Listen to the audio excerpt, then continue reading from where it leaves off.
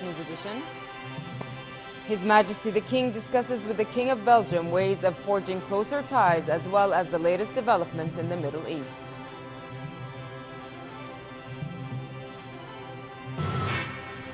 Jordan and the U.S. sign a 5-year, $235 million agreement to fund education development in the kingdom.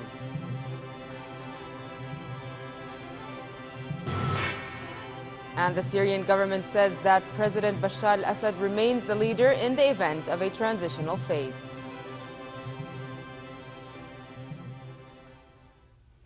Good evening and welcome to the news at 10.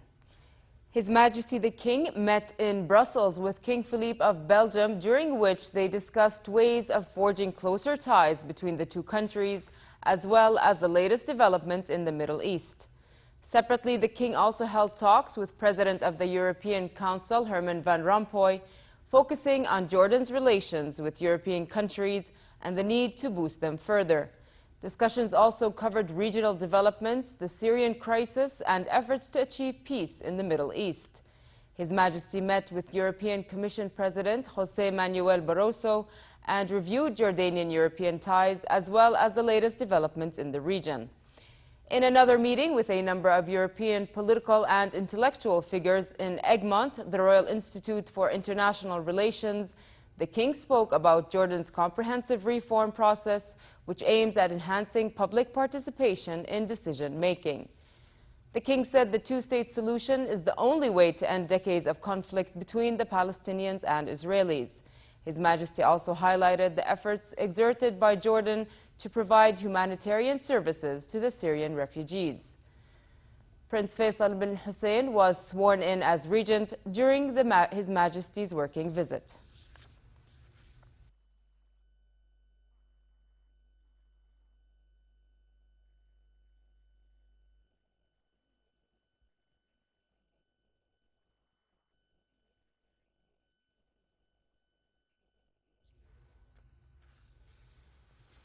Jordan and the U.S. signed a 5-year, $235 million agreement to fund education development in the kingdom.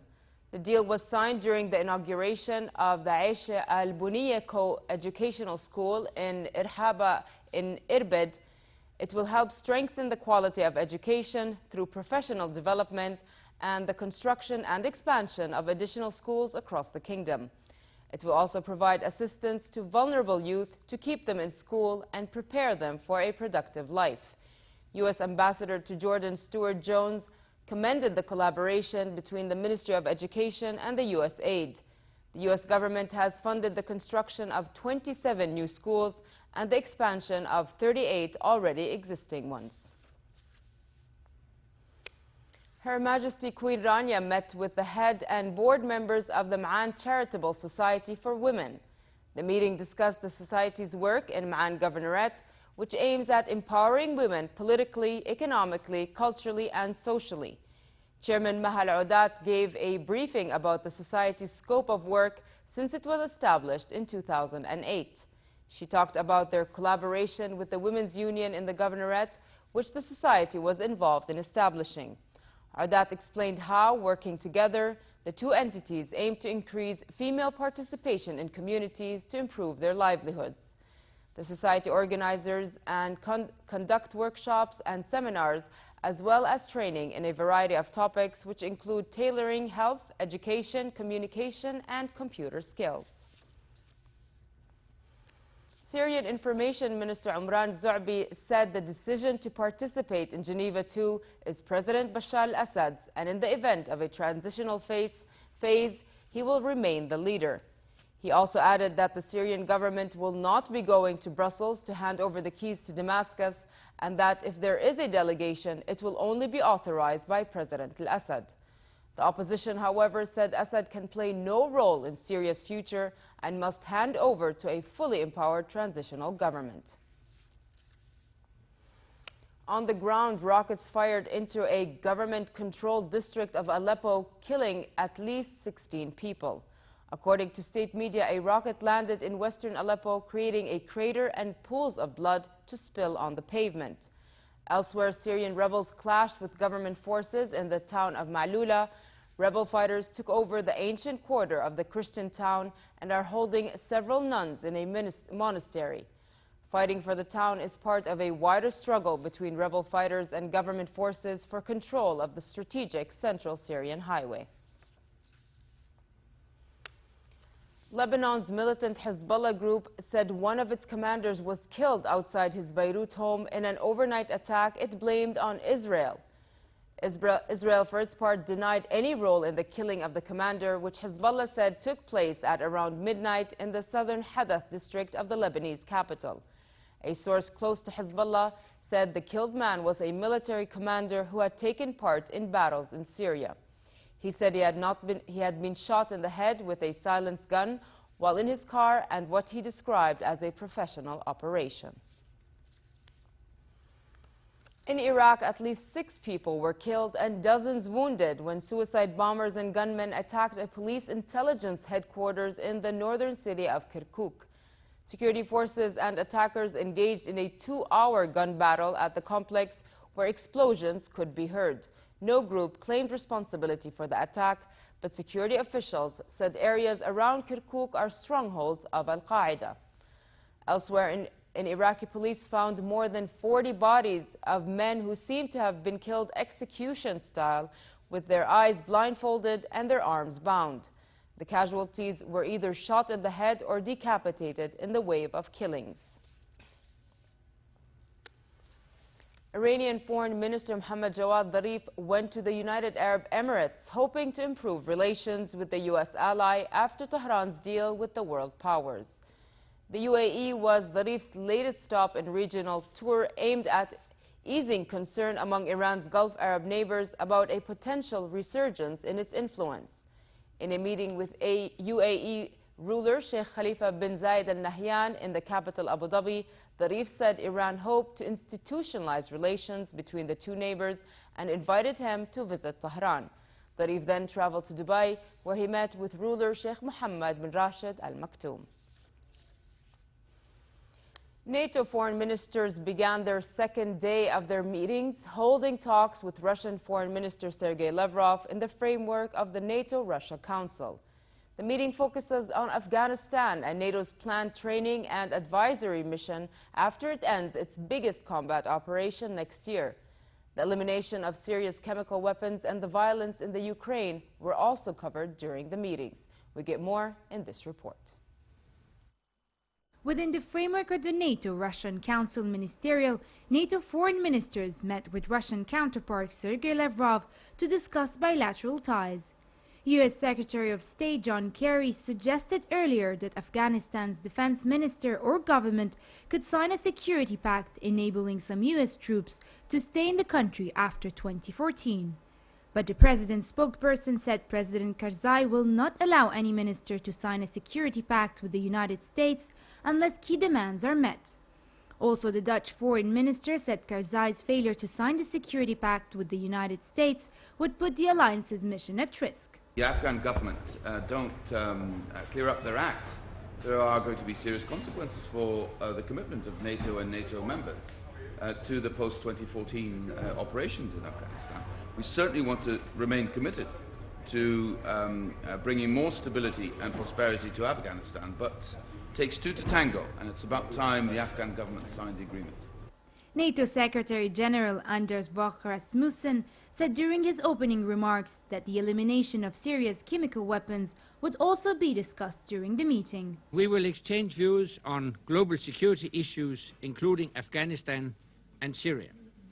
We support the important work carried out by the Organization for the Prohibition of Chemical Weapons on the elimination of Syria's chemical weapons. This work is challenging, but it is crucial. NATO ministers were also expected to raise the issue of Ukraine after the country's decision to spurn closer ties with the European Union under pressure from Russia. German Foreign Minister Guido Westerwelle voiced urgency to deal in the matter. After the meeting here in Brussels, I will fly to Kiev because what we see in Ukraine is in essence a European matter. So I will conduct bilateral meetings in the margin of the OSCE conference in Kiev. It is recognizable that Ukraine is an internal discussion, and I need to take care of Europe here because it also concerns Europe. Ist und hier muss sich Europa auch kümmern, denn es geht hier auch um Europa. Secretary of State John Kerry and Russia's Foreign Minister Sergei Lavrov also met on the sidelines of the NATO-Russian Council Ministerial. Kerry and Lavrov continued the meeting behind closed doors. Faraj Looney for the news at 10. Roads in a southern Italian town were ripped apart after a landslide caused many buildings to sink. The area around the town had suffered from days of bad weather and heavy rainfall and flooding. But at midday yesterday, motorists were forced to abandon their cars as the tarmac from the road curled up and pulled apart. Video pictures showed long swaths of road riddled with bumps and huge gashes. Gas and electricity services were temporarily shut down as local authorities and the fire department sought to assess the damage.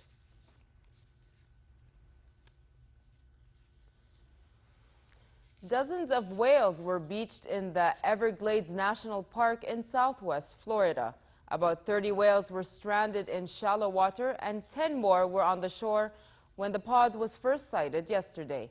Of those on shore, 4 died and workers managed to get 6 back into deeper water. Rangers and wildlife workers tried to keep the animals stable until the tide rose enough to allow them to return to sea and swim out. The animals were believed to be short-finned pilot whales, typically found in deep water in tropical areas.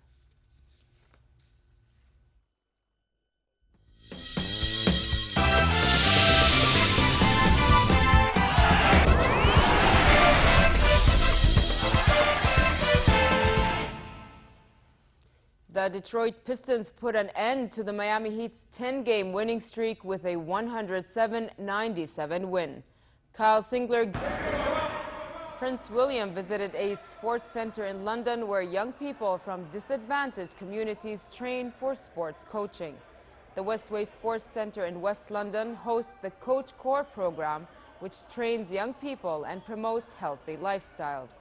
After meeting with officials at the center, William joined a training session with the young apprentice sports coaches and later joined volleyball training with young boys.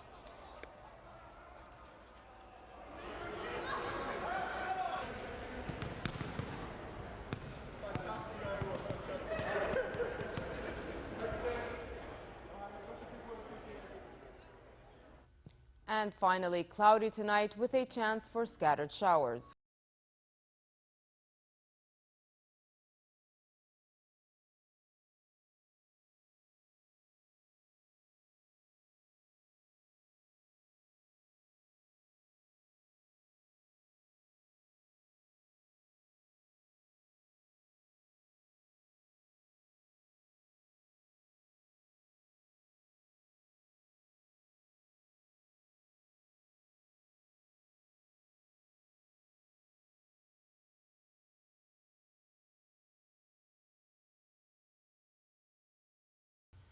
To end the news, here's a reminder of our top stories. His Majesty the King discusses with the King of Belgium ways of forging closer ties as well as the latest developments in the Middle East.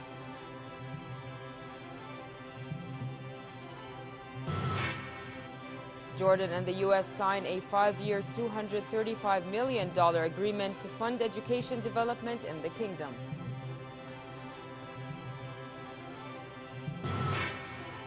And the Syrian government says that President Bashar al-Assad remains the leader in the event of a transitional phase.